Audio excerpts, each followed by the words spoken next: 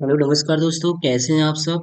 I think आप लोग अच्छे होंगे। तो दोस्तों, आज हम लोग इस वीडियो में बात करने वाले हैं बीटीसी या अर्थात डीएलएड्स फोर्थ सेमेस्टर।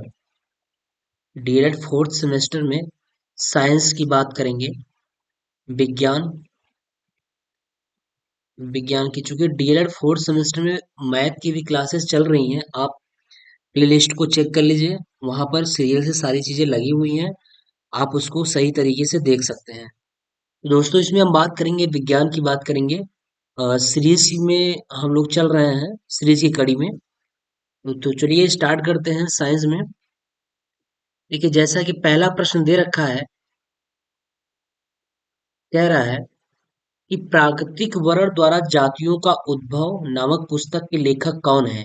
तो देखिए, ये प्राकृतिक वर्ण द्वारा जातियों का उद्भव, जो जातियों का ये उद्भव किए थे, वो हमारे डार्विनसवाद थे। कौन थे? डार्विन जी थे। ठीक है। तो प्राकृतिक अ, वर्ण द्वारा जातियों का उद्भव डार्विन के द्वारा किया गया। ठीक है। चलिए, नेक्स्ट प्रश्न है, विश्व एड्स दिवस कब मनाया जाता है। तो विश्व एड्स दिवस आपको पता होगा कि 1 दिसंबर को हमारा विश्व एड्स दिवस मनाया जाता है। 1 दिसंबर। ऑप्शन 10 सही है। तीसरा है, विद्युत धारा का मात्रक। विद्युत धारा का मात्रक क्या है? देखिए, जो कूलाम होता है, कूलाम ये आवेश का मात्रक है, पता होगा आपको। कूलाम आवेश का मात्रक है। वोल्ट विभवांतर का मात्रक है, यानी विभव का। सेकंड समय का मात्रक होता है, टाइम का मात्रक होता है। एम्पियर जो होता है, ये विद्युत धारा का मात्रक होता है। किसका होता है? विद्युत धारा का मात्रक। तो इसका ऑप्शन कौन सा सही है? ऑप्शन द सही है। विद्युत धारा का मात्रक क्या है? एम्पियर है। ठीक है। चलिए, चुंबकीय पदार्थ है। चुंबकीय पदार्थ निम्नलिखित में से कह रहा है, ये इसमें चार ऑप्शन है, इसमें से चुंबकीय पदार्थ कौन सा होगा। तो निकिल में चुंबक का गुण होता नहीं है, कोबाल्ट में होता नहीं है, ये सब एलिमेंट्स हैं। और हमारे ये एलिमेंट्स, ये जो लोहा होता है, इसमें क्या होता है? चुंबकीय पदार्थ के गुण विद्यमान होते हैं। तो लोहा, इसका ऑप्शन कौन सही है? ऑप्शन द सही है। तो ये भी ऑप्शन गलत, ये भी गलत है, और सोना भी गलत है। तो चुंबकीय पदार्थ लोहा में होता है। देखिए, कह रहा है डोलोमाइट किसका अयस्क है। जो डोलोमाइट होता है, डोलोमाइट हमारा किसका अयस्क होता है? ये दिया, मरकरी दिया है, मैग्नीशियम दिया है, मैग्नीज दिया है, और जिंक दिया है। जो डोलोमाइट होता है, सबसे पहले ये जान लीजिए कि आप डोलोमाइट होता क्या है। जो डोलोमाइट होता है ना, जब चूना पत्थर में आप 10% से अधिक मैग्नीशियम होता है, जो हमारा चूना पत्थर होता है, अगर चूना पत्थर में 10% से अधिक अगर मैग्नीशियम है, 10% से अधिक अगर मैग्नीशियम होता है, तो वह डोलोमाइट कहलाता है। क्या कहलाता है? डोलोमाइट। चूना पत्थर आप जानते होंगे, जो चूना होता है, चूना पत्थर में अगर 10% मैग्नीशियम की मात्रा है तो डोलोमाइट होगा, और 10% से ज्यादा है, अर्थात हम कह सकते हैं 45% से अधिक अगर हो जाता है, तो वो शुद्ध डोलोमाइट हो जाता है। क्या हो जाता है? शुद्ध डोलोमाइट। तो इसमें डोलोमाइट में किसका, इसमें किसकी बात आ गई है? मैग्नीशियम की। तो ऑप्शन कौन सा सही है? मैग्नीशियम। तो ध्यान रखिएगा, डोलोमाइट, चूना पत्थर में अगर 10% से अधिक मैग्नीशियम है तो डोलोमाइट हो जाएगा। अगर 45% से अधिक हो जाता है, 45% से भी अगर अधिक हो जाता है, तो शुद्ध डोलोमाइट हो जाता है। शुद्ध डोलोमाइट हो जाता है। ठीक है। तो ऑप्शन इसका ब सही है, मैग्नीशियम होगा। 6 नंबर देखिए, कांच की छड़ को रेशम से रगड़ने पर छड़ में आवेश आ जाता है। कौन सा आवेश? आप आवेश, आपका दो आवेश होते हैं, एक धनात्मक आवेश होता है, और एक क्या होता है? एक ऋणात्मक आवेश होता है। तो वही पूछ रहा है कि निम्नलिखित में से कौन सा आवेश आ जाता है? धन आवेश आ जाता है, ऋण आवेश आ जाता है, या दोनों आवेश, या कोई आवेश नहीं। तो इसमें जब हम कांच की छड़ को रेशम से रगड़ते हैं, तो छड़ में कौन सा आवेश आ जाता है? धन आवेश आ जाता है। कौन सा आवेश होता है? धन। क्योंकि होता यूं है कि जब कांच की छड़ को रेशम के कपड़ों में रगड़ा जाता है, जो कांच की छड़ होती है, उसे अगर रेशम के कपड़ों में रगड़ा जाता है, तो कांच जल्दी से इलेक्ट्रॉन को खो देता है। जो कांच होता है, वो जल्दी से अपने इलेक्ट्रॉन को खो देगा। जब इलेक्ट्रॉन को खो देता है, तो रेशम कांच की छड़ में इलेक्ट्रॉन निकल जाता है। तो रेशम जो है, रेशम कांच की छड़ से इलेक्ट्रॉन निकल जाता है, तो बचता क्या है? जब इलेक्ट्रॉन निकल गया, तो बचा क्या? धन आवेश बचा। पॉजिटिव वाला आवेश बचता है, और निगेटिव आवेश क्या हो जाता है? निकल जाता है। निगेटिव वाला किसमें चला जाएगा, रेशम में चला जाएगा।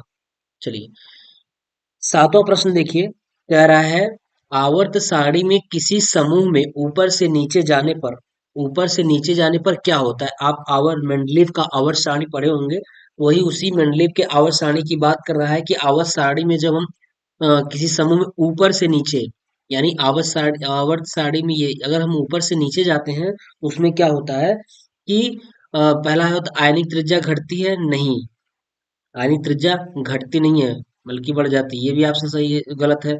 सुचालकता घटती जाती है, बिल्कुल नहीं है। घनत्व तो घटता जाता है, नहीं। धात्विकता बढ़ती जाती है, हाँ, धात्विकता बढ़ती जाती है। कैसे? जैसे जैसे हम समूह से नीचे जाते हैं तो परमाणुओं का आकार बढ़ता जाता है। जब परमाणुओं का आकार बढ़ता है, परमाणुओं का परमाणुओं का आकार परमाणुओं का आकार बढ़ता जाता है, जाता है। परमाणुओं का आकार जब बढ़ता जाता है तो धात्विक गुण भी क्या होती जाती है, बढ़ती जाती है। तो आवर्त सारणी में किसी समूह में ऊपर से नीचे जाने पर धात्विकता का गुण बढ़ती जाती है। ठीक है, ये हुआ। आठवां नंबर देखिए, प्रश्न कर रहा है रुधिर का थक्का बनाने वाली रुधिर कणिका का नाम क्या है। कह रहा है रुधिर का जो थक्का बनाने वाली रुधिर कणिका है, उसका नाम क्या होता है। तो उसका नाम होता है प्लेटलेट्स। क्या होता है? प्लेटलेट्स। प्लेटलेट्स का काम आप जानते होंगे कि प्लेटलेट्स कई प्रकार के पदार्थ को स्रावित करती है।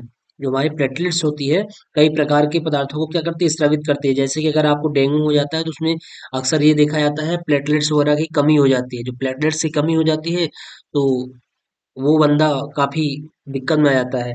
तो वही होता है, प्लेटलेट्स कई प्रकार के पदार्थों को स्रावित करते हैं, जिसमें अधिकांश रुधिर का क्या हो जाता है, थक्का जमाने में सहायक होता है। जो ये प्लेटलेट्स होता है, ये रुधिर के थक्के को जमाने में सहायक हो जाता है। तो प्लेटलेट्स की कमी के कारण रक्तस्राव अधिक होता रहता है। अगर प्लेटलेट्स की अगर कमी हो गई तो रक्तस्राव अधिक होता जाता है, और क्या होता रहता है कि रक्तस्राव बंद नहीं होगा, और अंत्योगत्या व्यक्ति की क्या हो सकती है, मृत्यु भी हो सकती है। जब रक्त का थक्का जमेगा नहीं और प्लेटलेट सॉरी ब्लड बहता जाएगा तो फिर क्या होगा, व्यक्ति की क्या हो जाती है, मृत्यु तक हो सकती है। तो इसलिए रुधिर का थक्का बनाने वाली रुधिर कणिका का नाम क्या है, प्लेटलेट्स है। चलिए, नेक्स्ट प्रश्न देखिए, कह रहे हैं प्राकृतिक चयनवाद प्रतिपादित किया गया। प्राकृतिक चयनवाद जो है ना, ये डार्विनवाद द्वारा प्रतिपादित किया गया है। किसके द्वारा? प्राकृतिक चयनवाद, डार्विन द्वारा।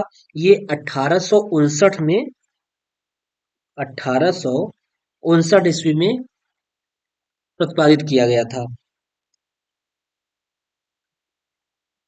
ये 1859 में इन्होंने दुनिया के सामने रखा। ये प्राकृतिक चयनवाद जो है ना, ये 1859 में डार्विन ने दुनिया के सामने रखा कि ये प्राकृतिक चयनवाद है, 1859।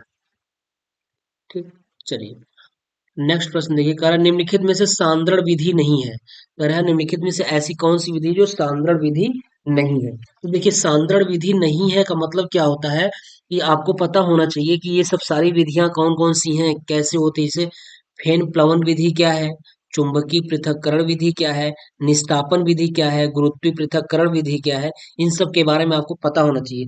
तो हम अगर एक पे चर्चा करें फेन प्लवन विधि में, तो ये होता क्या है कि इस विधि में अयस्क और अशुद्धि के कणों को क्या करते हैं, पानी और तेल के साथ गीला करके अलग करते हैं। अगर हमें फेन प्लवन विधि का प्रयोग करना है तो जो अयस्क और अशुद्धि है, कौन सा, अयस्क और इसमें जो अशुद्धियां मिली हैं, और जो अशुद्धि मिली है,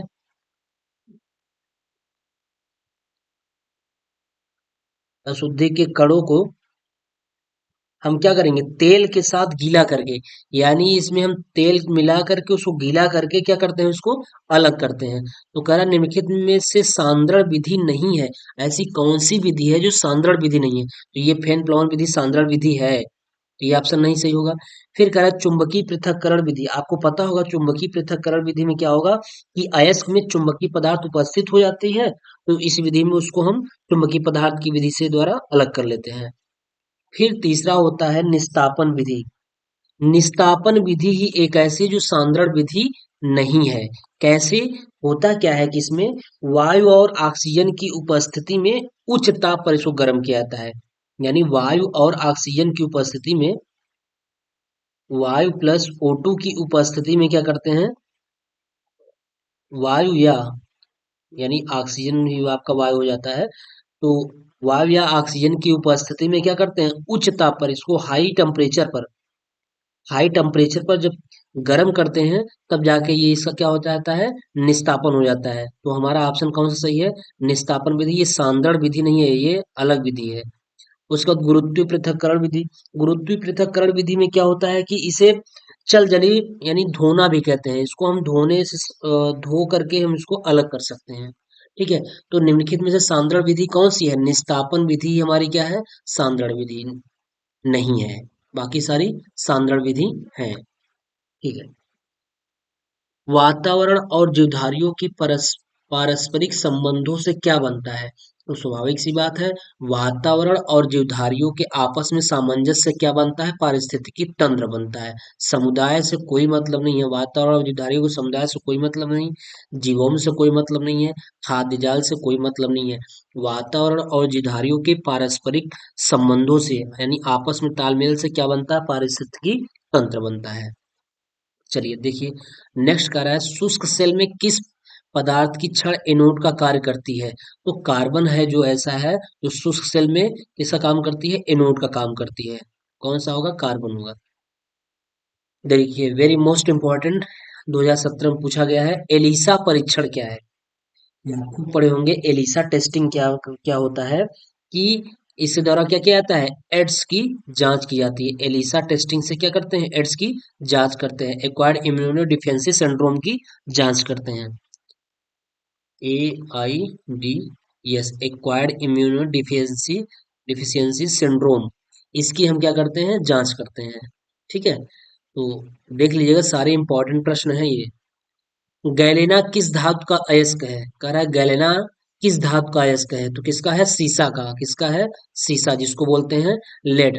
तो गैलेना हमारा लेड धातु का अयस्क है। ठीक, निम्नलिखित में से दृष्ट धारा का प्रयोग करते हैं, दृष्ट धारा बोले तो डीसी, डीसी करंट, जिसको बोलते हैं direct current, direct current, direct current. निम्नलिखित में से दृष्ट धारा का प्रयोग करते हैं, किसमें, दृष्ट धारा का प्रयोग किसमें करते हैं, तो ये देखिए, पहली चीज तो पंखा कह रहा है, टार्च कह रहा है, टीवी कह रहा है, कूलर कह रहा है। देखिए ये सस्पेंसिव प्रश्न है, कि डीसी का प्रयोग हम डीसी से पंखा भी चला लेते हैं, टीवी भी आप चला लेते हैं, बस थोड़ा सा एम्पियर का डिफरेंस होता है, कि एम्पियर में ही प्रॉब्लम होती है, थोड़ा सा कम ज्यादा, बस यही है। डीसी से आप कूलर भी तो चला लेते हैं, क्या आप बैटरी से नहीं चला पाते हैं क्या, बिल्कुल चल जाता है। थोड़ा सा ये इधर उधर कर रहा है प्रश्न, इसलिए इसको देख लेंगे, क्योंकि इसमें तीनों ऑप्शन दे रखा है। ठीक है, इसमें कोई एक ऐसा होना चाहिए जो डीसी का प्रयोग करते हैं तो वो न चले, ऐसा कुछ होना चाहिए, जो कि दिया नहीं हुआ है। चलिए अगला प्रश्न देख लेते हैं, पौधों एवं जंतुओं के बीच की कड़ी है, पौधे और जंतुओं के बीच की कड़ी, अमीबा नहीं, वायरस नहीं, क्या है, युगलिना, युगलिना हमारा क्या होता है, बिल्कुल युगलिना हमारा पौधों एवं जंतुओं के बीच की कड़ी होती है। ऐसा क्यों, क्योंकि यह एक कोशिकीय प्रोटोजोआ संघ का है। युगलिना जो होता है ये एक कोशिकीय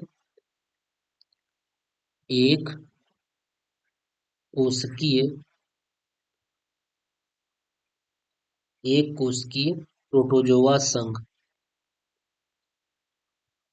प्रोटोजोआ संघ का होता है, इसलिए यह माना जाता है कि पौधे एवं जंतुओं के बीच की यह कड़ी है। लेमाइडोमोनास ये भी नहीं है। ठीक है, तो पौधे एवं जंतुओं के बीच की कड़ी क्या है, युगलिना, क्योंकि यह एक कोशिकीय प्रोटोजोआ संघ का है, इसलिए।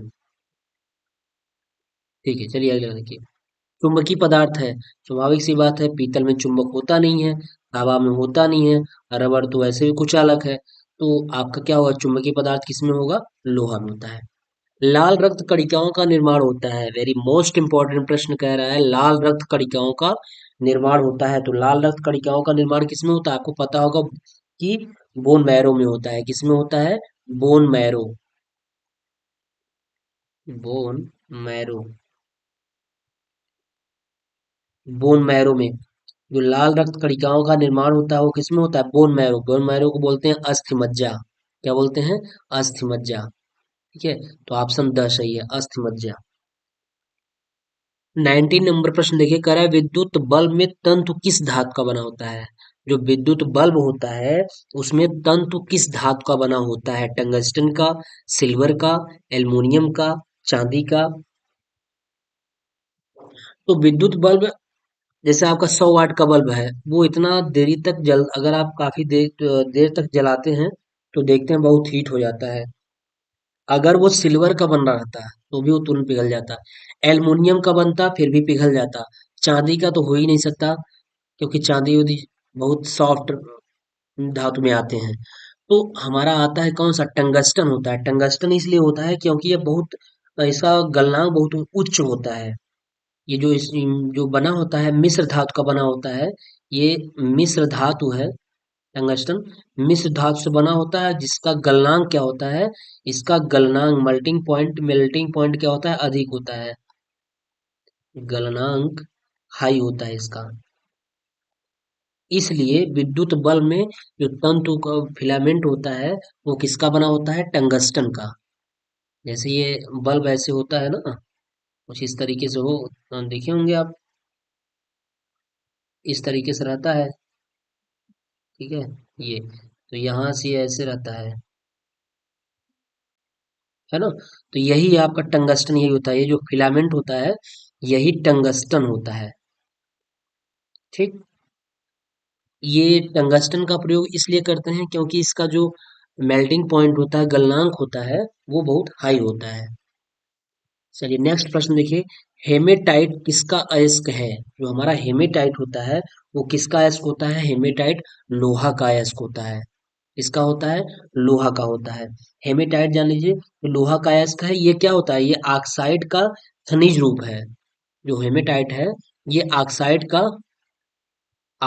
का खनिज रूप होता है। यह पत्थरों और मिट्टियों में अक्सर पाया जाता है। जो हेमेटाइट होता है ये पत्थर और किसमें पाया जाता है? पेन चेंज कर लेते हैं। ये पाया जाता है पत्थर और मिट्टियों में। पत्थर व मिट्टियों में पाया जाता है। अक्सर देश को हेमेटाइट को देखा जाता है। तो ये किसका अयस्क होता है? लोहे का अयस्क होता है। ठीक है, नेक्स्ट प्रश्न देखिए, विद्युत धारा का मात्रक अभी आ चुका है। विद्युत धारा का मात्रक क्या होता है? एम्पियर होता है। क्या होता है? एम्पियर। ये विद्युत धारा का मात्रक एम्पियर है। मीटर इसका मात्रक है। आपको पता है कि मीटर किसका मात्रक होता है? लंबाई का मात्रक मीटर होता है। ठीक है, समय का मात्रक सेकंड होता है। ठीक, तो एम्पियर किसका मात्रक होता है? विद्युत धारा आई का मात्रक होता है। तो ऑप्शन सही है। ठीक, चलिए, मिश्र धातु है, कह रहा है मिश्र धातु कौन सा है? पीतल है। एक मिनट, मिश्र धातु कौन सा है? पीतल है, तांबा है, जस्ता है, टिन है। तो कौन सा होगा? देखिए, मिश्र धातु आपका पीतल होगा, क्योंकि पीतल क्या होता है? पीतल किससे किससे मिलकर बना होता है? तांबा और प्लस जस्ता से मिलकर बना होता है। किससे? तांबा प्लस जस्ता से मिलकर बना होता है। इसमें तांबा का 75% भाग होता है। पीतल में तांबा 75% भाग होता है और 25% क्या होता है? जस्ता होता है। तो मिश्र धातु कौन सा है? पीतल है। और इसमें ऑप्शन दिया है ब, यानी कि तांबा, गलत है। इसका आंसर कौन सा होगा? पीतल होगा। पीतल तांबा और जस्ता से मिलकर बनता है। तांबा की मात्रा 75% होती है और जस्ता की मात्रा 25% होती है। ठीक है, तो ये मिश्र धातु, इसका आंसर होगा पीतल। चलिए अगला देखिए, भारत में एनीमिया के कारण है। देखिए, भारत में एनीमिया, एनीमिया आप जान लीजिए, एनीमिया क्या है? एनीमिया को रक्ताल्पता भी कहते हैं, यानी कि खून की कमी। एनीमिया ऐसी है कि इसे खून की कमी भी कहते हैं। तो इसका कारण क्या है? गरीबी। बिल्कुल, गरीबी भी है इसका कारण। अज्ञानता, व्यक्ति पढ़ा लिखा ना हो, उसको ज्ञान ना हो, तब भी एनीमिया के लक्षण आ जाएंगे। बाद में एनीमिया का यही कारण हो जाता है ज्यादातर। दूसरी बात, तीसरी बात होती है गंदा रहन सहन। रहन सहन भी गंदा रहेगा, अगर सही नहीं है, तब भी क्या होगा? एनीमिया का वो कारण बन जाएगा। यानी उपयुक्त में कौन सा ऑप्शन सही है? ये सही है, तो ये भी गलत।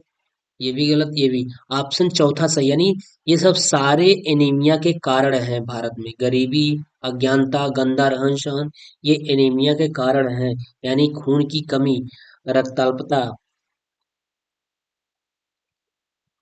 नेक्स्ट प्रश्न है 24 नंबर, उत्परिवर्तन का कारण है। किसका उत्परिवर्तन का कारण है? अब देखिए, उत्परिवर्तन का कारण कह रहा है कि निम्नलिखित में से उत्परिवर्तन का कारण क्या है? उत्परिवर्तन का कारण जीन परिवर्तन होता है। क्या होता है? जीन परिवर्तन, ये उत्परिवर्तन का कारण है। 25 नंबर कह रहा है तृतीय उपभोक्ता क्या है? पूछ रहा है तृतीय उपभोक्ता क्या है। तो देखिए, जो हरे पौधे हैं ये किस प्रकार के उपभोक्ता हैं? हरे पौधे, सबसे पहले जान लीजिए, तृतीय उपभोक्ता पूछ रहा है तो हम प्रथम प्रकार के उपभोक्ता के बारे में बात कर लें। अभी आपको समझ में आ जाएगा कि प्रथम प्रकार के उपभोक्ता में कौन आते हैं। प्रथम प्रकार के उपभोक्ता, देखिए प्रथम प्रकार के उपभोक्ता में होता क्या है कि वो आता है जो शाकाहारी होता है। जैसे खरगोश, खरगोश हुआ, गाय हुआ, गाय हो गया, भैंस हो गया, बकरी, बकरी हो गई, हिरण हो गया, और चूहा हो गया। ये सब किसमें आते हैं?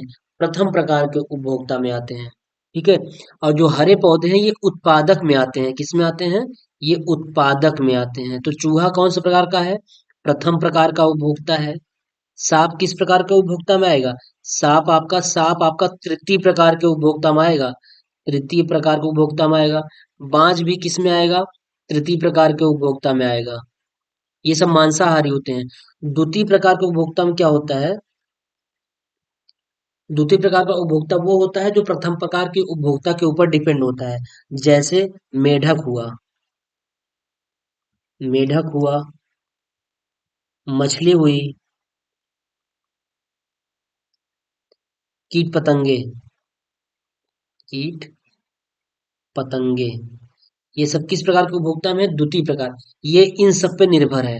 मेढक, मछली, कीट पतंगे, ये सब सारे प्रथम प्रकार के उपभोक्ता पे डिपेंड है। ये मांसाहारी होते हैं।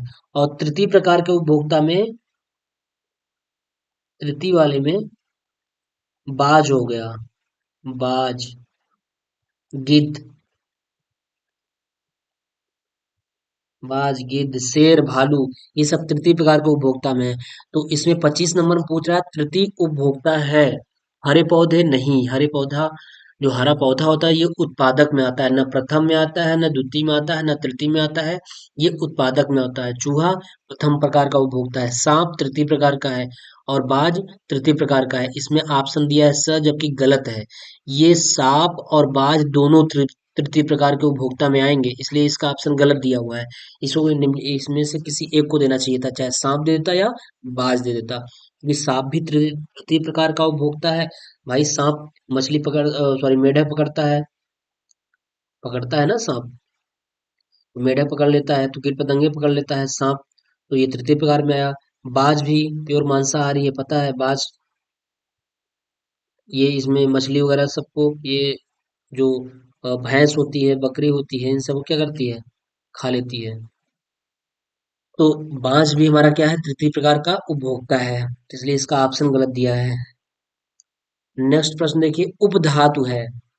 26 नंबर कह रहा है उपधातु है लोहा, आर्सेनिक, सोना, ग्रेनाइट। देखिए उपधातु क्या होता है? उपधातु वे होते हैं जिसमें धातु और अधातु दोनों का गुण पाया जाए।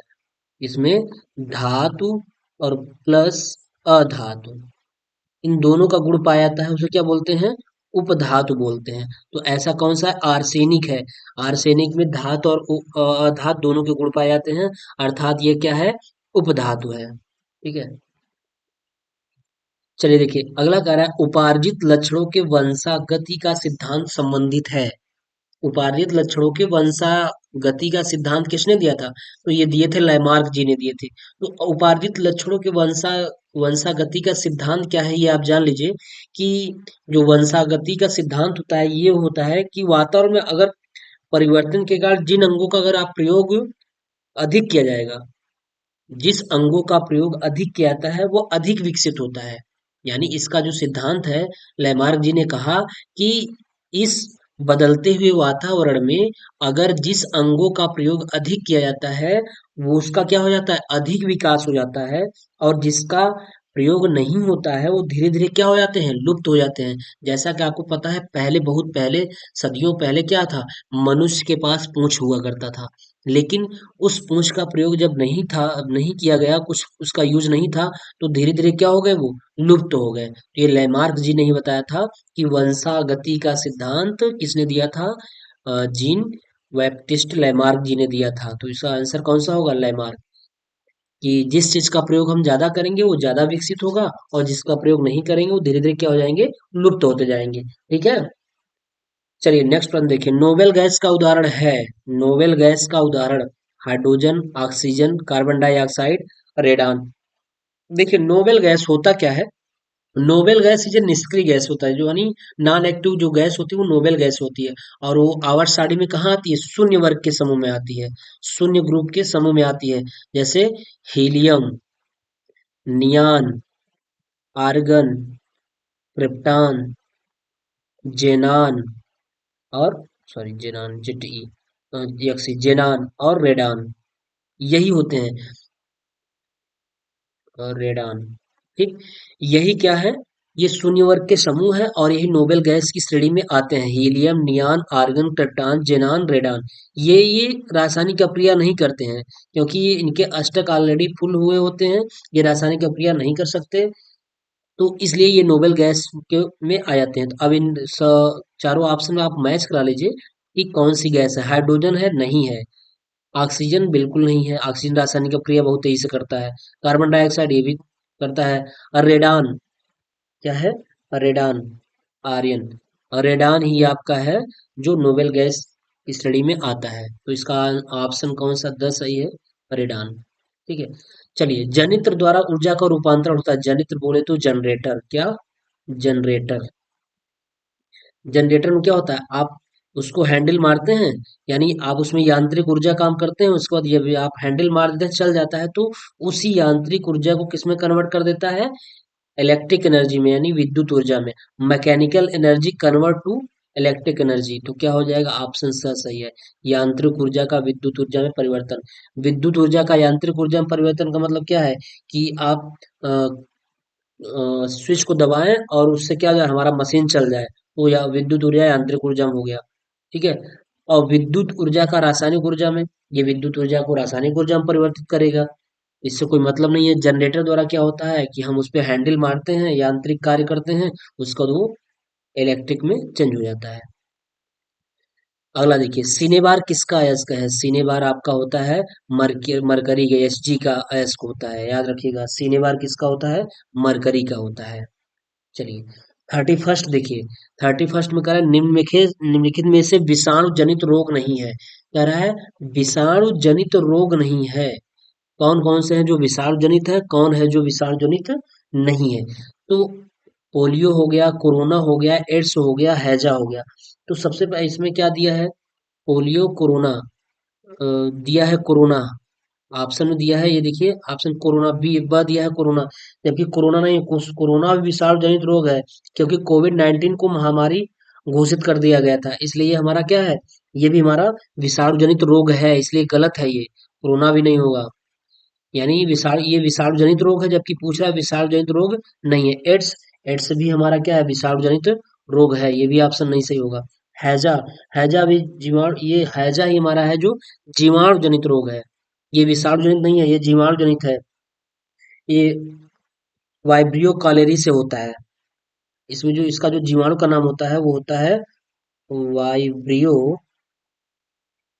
Vibrio cholerae. याद रखिएगा, पूछा जा सकता है, वाइब्रियो कॉलेरी की हैजा किस जीवाणु से होता है, तो क्या है, वाइब्रियो कॉलेरी, ये जीवाणु से होता है, जीवाणु। और पोलियो, पोलियो भी हमारा है, पोलियो विषाणु जनित रोग है, ये भी हमारा है, इसलिए ये भी ऑप्शन नहीं सही है, तो इसमें गलत दिया है, आप इसको बना लीजिएगा। हैजा है जो हैजा जीवाणु, जीवाणु जनित है, बाकी सब क्या है, विषाणु जनित है।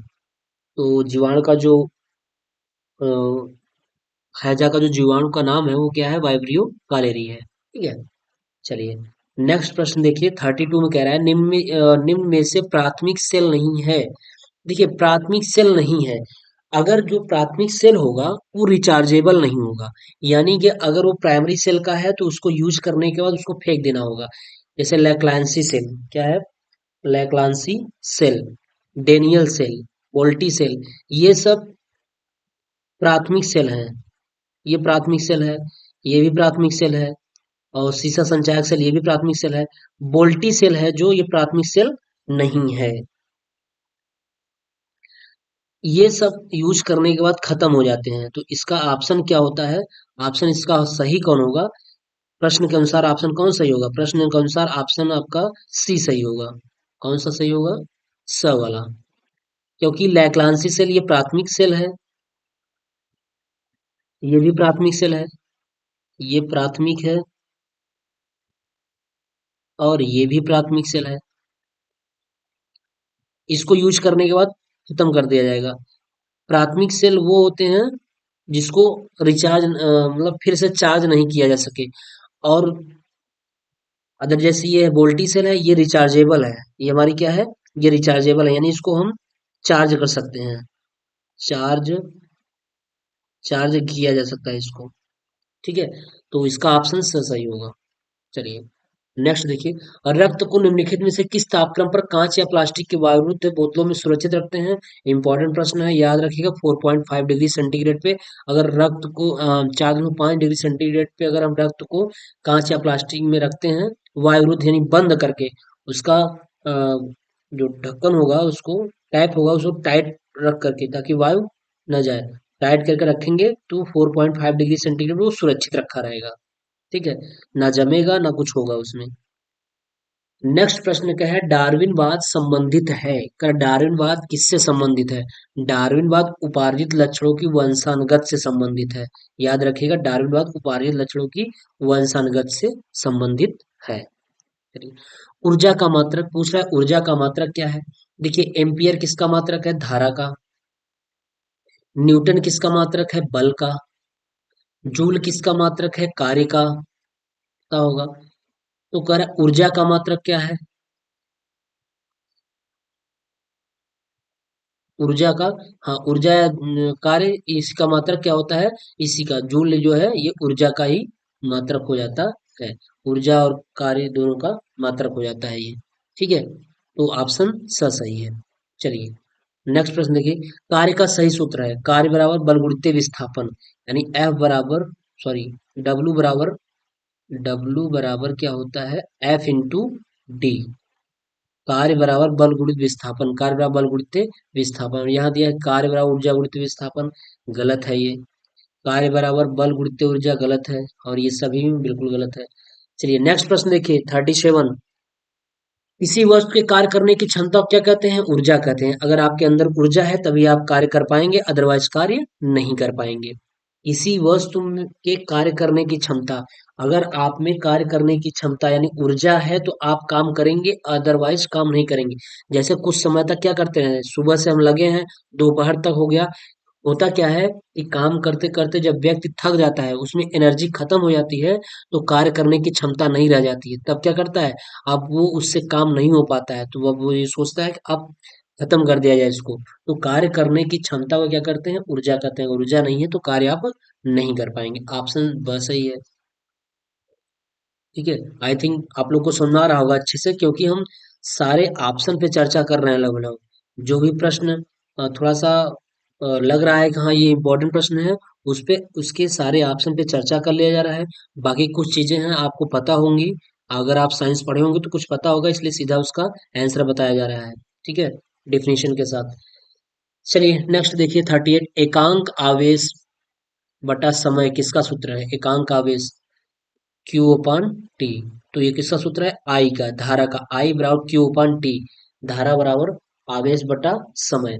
तो किसका मात्रा किसका फार्मूला है ये है विद्युत धारा का, I equal to Q upon T होता है, ये फार्मूला होता है। स्थिर ऊर्जा यू बराबर होता है एम जी एच, ये स्थिर ऊर्जा, संवेग पी बराबर एम वी स्क्वायर होता है, बता दिया जा रहा है, ध्यान दीजिए। पी बराबर एम बी स्क्वायर, बल, बल का यानी बल एफ बराबर क्या होता है, द्रव्यमान गुणित त्वरण होता है, ये होता है फार्मूला। तो चारों ऑप्शन बता दिए गए, इसमें ऑप्शन अ सही है, देख लीजिएगा, ठीक है। ऊर्जा का सबसे महत्वपूर्ण स्रोत क्या है? आपको पता होगा कि ऊर्जा का सबसे महत्वपूर्ण स्रोत जो न खत्म होने वाला है वो क्या है, सूर्य है। इसमें हमारी जो गवर्नमेंट्स हैं वो सबसे ज्यादा ध्यान दे रही हैं ये सोलर पैनल पर, जो कि सूर्य के द्वारा प्राप्त होगा। हमें सोलर पैनल लग जाएगा, सूर्य के द्वारा वो चार्ज होगा और उससे आपको विद्युत प्राप्त होगा। तो ऊर्जा का सबसे महत्वपूर्ण स्रोत क्या है, सन है, सूर्य है, ठीक है। ऑप्शन बस सही। निम्न में से कौन जल में घुलनशील विटामिन है? काफी अच्छा प्रश्न है। निम्न में से कौन जल में घुलनशील? एक होता है जल में घुलनशील होता है, एक होता है जल में, एक मिनट, क्या होता है, एक होता है जल में घुलनशील, यहाँ देखिए, जल में घुलनशील, बता दे रहे हैं। और एक होता है वसा में घुलनशील, वसा में घुलनशील। तो जल में जो घुलनशील होता है वो विटामिन बी और सी होता है, और वसा में जो घुलनशील होता है वो ए, डी, ई, के, ये होता है। जल में घुलनशील विटामिन बी और सी, और वसा में घुलनशील एडीई के, एडीई के, ठीक है। तो इसका ऑप्शन कौन सा सही होगा, ऑप्शन ब सही होगा। ये जल में घुलनशील है, बी और सी। निम्न में से कौन सा वसा में घुलनशील विटामिन है? देखिए आ गया प्रश्न, वसा में घुलनशील विटामिन कौन सा होगा, विटामिन ए डी ई के, याद रखिएगा, वसा में ए डी ई के।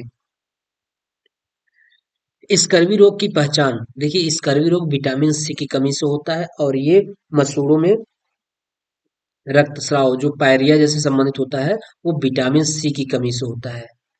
विटामिन किसी कमी से, विटामिन सी की कमी से होता है। तो स्कर्वी रोग की पहचान हम कैसे करेंगे, मसूड़ों में रक्तस्राव होगा, थोड़ा सा ब्रश वगैरह करेंगे तो मसूड़ों से क्या होगा, रक्त आना शुरू हो जाएगा। तो हम वहां समझेंगे कि इसको कौन सी विटामिन की कमी है, विटामिन सी की कमी है। चलिए, कैलेमाइन का रासायनिक सूत्र, कैलेमाइन का जिंक कार्बोनेट क्या होता है, कैलेमाइन का जो रासायनिक सूत्र होता है वो होता है जिंक कार्बोनेट,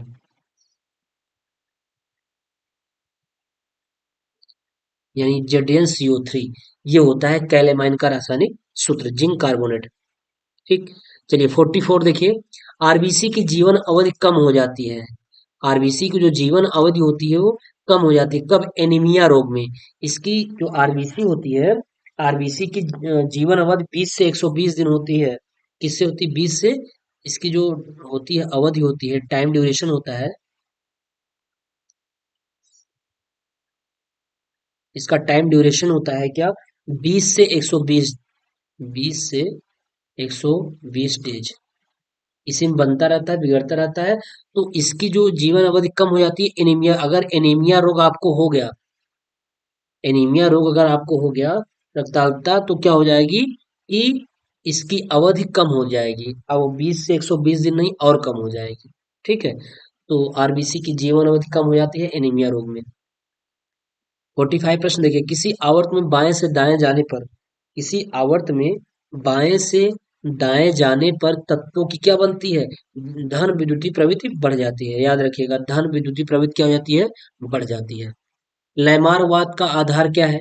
लैमार्कवाद का आधार जाति उद्भव, उपार्जित लक्षणों की वंशागति, जैसा कि अभी इसके पहले ही पढ़ाया गया कि अगर आप इस बदलते परिवेश में अगर जिस चीज का आप प्रयोग नहीं ज्यादा करेंगे उसका विकास ज्यादा हो जाएगा, और जिसका प्रयोग आप कम करेंगे वो धीरे धीरे क्या हो जाती है, विलुप्त हो जाती है। तो लैमार्कवाद उपार्जित लक्षणों की वंशागति, ठीक है। 47 देखिए, निम्नलिखित में से कौन सा समीकरण सही है, कह रहा है ये फार्मूला दिया है, वही कह रहा है कि कौन सा समीकरण सही है, आई बराबर क्यू इंटू टी, जबकि आई बराबर क्या होता है, आवेश बराबर विद्युत धारा बराबर क्यू अपन टी होता है, ठीक है, ये होता है। और जबकि दिया है ये आई बराबर क्यू इंटू टी, ये गलत है। आई बराबर क्यू अपन टी, ये बिल्कुल सही है। क्यू बराबर आई इंटू टी, अगर हम इधर इसका क्रॉस मल्टीप्लिकेशन भी कराएंगे तो क्यू बराबर क्या आएगा, आई इंटू टी आएगा, जो कि ये नहीं लिखा है, ये भी गलत है। और t equal to i into q, यानी अगर हम यहाँ से टी का मान निकालें तो क्या हो, ये आई इधर भाग हो जाएगा, यानी ये भी गलत है। ऑप्शन कौन सही है? ऑप्शन ब सही है, आई बराबर क्यू अपॉन टी, यानी विद्युत धारा बराबर आवेश बटा समय। ठीक है, चलिए 48 देखिए, 48 कह रहा है मैरे मैरेस्मस तथा क्वासियोरकर रोग किसकी कमी से होता है? ये होता है प्रोटीन की कमी से।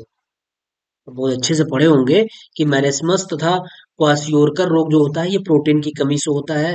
कि जैसे अगर बहुत बड़ी त्रासदी उस्दी भी आ जाती है तो वहाँ प्रोटीन वगैरह की कमी हो जाती है, तो अक्सर लोग वहाँ इस रोग से ग्रसित हो जाते हैं। मैरेस्मस तथा क्वासियोरकर रोग से वो ग्रसित हो जाते हैं। ठीक है, चलिए, रक्त दाब मापा जाता है स्फेरोमीटर, एनीमोमीटर, एमीटर।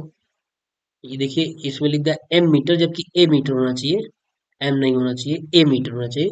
स्फिग्नो मैग्नो मीटर। तो रक्त दाब मापा जाता है, हम एक एक ऑप्शन बात कर लेते हैं। कि स्फेरोमीटर से क्या होता है, घुमावदार सतह की वक्रता मापी जाती है। इससे क्या होता है, ये इससे घुमावदार सतह की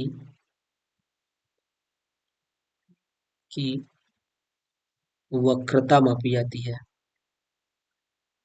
वक्रता मापी जाती है। एनीमोमीटर, एनीमोमीटर से हम क्या नापते हैं, पवन के वेग को मापते हैं। पवन के वेग यानी कितनी तेजी से हवा चल रही है।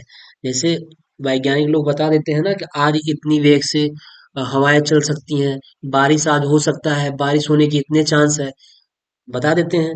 तो वहां पे सॉरी, पारा लगा होता है, उसका उतार चढ़ाव, गिराव चढ़ाव, बाकी सारे मीटर्स लगे होते हैं, बता देते हैं कि कितनी वेग से हवा चलेगी और कितनी वेग से क्या होगा, तो ये बता देते हैं। तो पवन वेग को ये एनीमोमीटर क्या करता है, पवन वेग को मापता है। अब ये आता है ए मीटर, ए मीटर से हम क्या मापते हैं, धारा मापा जाता है। तो बचा चौथा ऑप्शन, रक्त दाब। रक्त दाब के किससे मापा जाता है, स्फिग्नोमैग्नोमीटर, इससे हमारा क्या आता है, नापा जाता है रक्त दाब। स्फिग्नोमैग्नोमीटर से रक्त दाब मापा जाता है, ब्लड प्रेशर मापा जाता है। ठीक है, डॉक्टर लगाते हैं आपके हाथ उथ में लगा करके, उसको लपेट करके, उसके बाद स्पंज उसमें पंप करते हैं, तो वही आपका स्फिग्नोमैग्नोमीटर होता है। जब जाएंगे तो सबसे पहले बीपी नपती है और शुगर नपता है। तो स्फिग्नोमैग्नोमीटर ही होता है जो लगा करके और उसमें पंप करके पता करते हैं, पारा लगा होता है, गिरता है, चढ़ता है। तो एक होता है मिनिमम, एक होता है मैक्सिमम प्रेशर, 90 से 120 में होना चाहिए रक्तदाब। ब्लड प्रेशर 90, यानी कम से कम 90, ज्यादा से ज्यादा 120, यही होना चाहिए। ठीक है, चलिए, ये डॉक्टर की बात है। चलिए 50 नंबर देखिए, किस रक्त समूह को सर्वदाता कहते हैं? बहुत ही इंपॉर्टेंट प्रश्न है। किस समूह को रक्तदाता कहते हैं? तो वो क्या होगा, समूह ए होगा। किस रक्त समूह को सर्वदाता, यानी ये सबको दे सकता है, जिसका ब्लड ग्रुप ओ होगा वो सबको दे सकता है। ठीक है, फिर कह रहा है 51 नंबर, किस रक्त समूह को सर्वग्राही, जो सबसे ले सकता है, ए बी होता है। क्या होता है, कौन सा ग्रुप है वो, ए बी, जिसका ब्लड ग्रुप ए बी होगा वो सर्वग्राही होगा। ठीक, कौन सा पिरामिड सदैव सीधा होता है? ये पिरामिड बनता है, पिरामिड का मतलब ये ऊर्जा का दिखाता है, संख्या का, जीवन भार का, सभी। तो कौन सा पिरामिड बिल्कुल सीधा होता है, वो हमारा क्या होता है, ऊर्जा का होता है। ठीक है, पारितंत्र में ऊर्जा का प्रवाह होता है, कह रहे हैं पारितंत्र में जो ऊर्जा का फ्लो होता है वो कैसे होता है, वो सदैव एक दिशात्मक होता है, यानी एक ही, हमेशा एक ही दिशा में फ्लो करेगा। ठीक है, तो सदैव एक दिशात्मक होगा। ठीक, चलिए, और एट द लास्ट प्रश्न है इसका, इस वीडियो का, ग्रीन हाउस प्रभाव का कारण है। कह रहा है ग्रीन हाउस प्रभाव का क्या कारण है, ग्रीन हाउस है इसका कारण क्या है, तो वायु प्रदूषण, वायु प्रदूषण हो रहा है, तो ग्रीन हाउस प्रभाव का ये मेन कारण है। कि हमारा ग्रीन हाउस जो होता है, सबसे ज्यादा दिक्कत वायु प्रदूषण से होती है। ठीक है, तो ये हमारा ग्रीन हाउस प्रभाव का कारण है। तो चलिए दोस्तों, ये हमारा 54 प्रश्न होगा। नेक्स्ट स्टेज में इसके आगे से हम करेंगे, तो आप इसको अवश्य देख लें। जो भी प्रश्न पढ़ाया गया है, सारे ऑप्शन पे बात किया गया है, आपको काफी डिटेल पढ़ा दिया गया है। अगर आप नहीं पढ़े होंगे साइंस, इसमें अगर आप सीरीज को देखेंगे, हमारे सीरीज को देखेंगे, तो हम सारे ऑप्शन पे बात करते हैं, सारा डिटेल बात कर लेते हैं, आपको बता दिया जाता है कि क्या चीज़ें हैं क्या नहीं है। तो आप निश्चिंत होकर के टीएसपी क्लासेस से अवश्य जुड़े जाइए। और इसमें लिंक भी है हमारा टेलीग्राम। अगर कोई दिक्कत है तो आप लिंक में सॉरी आप मेरे टेलीग्राम से जुड़िए और वहाँ अपने प्रश्न को कर सकते हैं। कोई अगर आपको दिक्कत हो रहा है तो वहाँ आप कर सकते हैं। ठीक है। और भी अगर कोई दिक्कत हो तो आप कमेंट करिए। और प्लीज़ आप वीडियो को देखने के बाद लाइक अवश्य कर दिया करिए। ठीक है। तो चलिए मिलते हैं नेक्स्ट वीडियो में। तब तक के लिए बाय।